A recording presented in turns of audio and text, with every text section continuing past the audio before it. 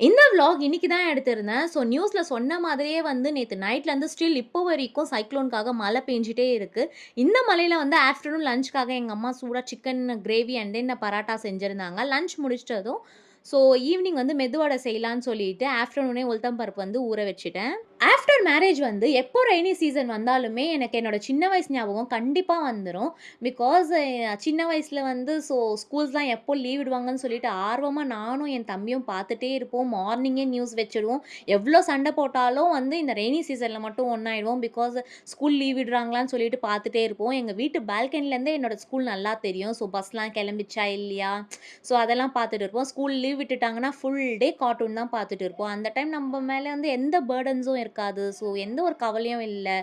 டைம்க்கு வந்து எங்க அம்மா வந்து லஞ்ச்சு, டின்னர் எல்லாமே குடுத்துருவாங்க. Evening snacks. அந்த டைம் வந்து ரொம்பவே நல்லா இருந்தது.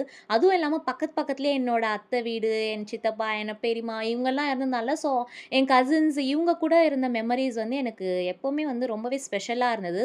மேரேஜ் ஆனதுக்கப்புறம் நான் இது ரொம்பவே மிஸ் பண்ணேன். ஸோ ரெய்னி சீசன் மட்டும் இல்லாம, எனக்கு வந்து இந்த வின்டர் சீசன்லயும் இந்த கிறிஸ்மஸ், பொங்கல், நியூ இயர் இதெல்லாமே வந்து எனக்கு அ ரொம்பவே ஸ்பெஷலா இருந்தது என்னோட சைல்ட்ஹுட்ல. இந்த வீடியோ பார்த்து உங்களுக்கு உங்க சைல்ட்ஹுட் மெமரீஸ் ஞாபகம் வந்துச்சுன்னா, கீழ மறக்காம கமெண்ட் பண்ணுங்க. நம்ம சேனல மறக்காம சப்ஸ்கிரைப் பண்ணிடுங்க. நெக்ஸ்ட் விளாக்ல பார்க்கலாம். பாய்.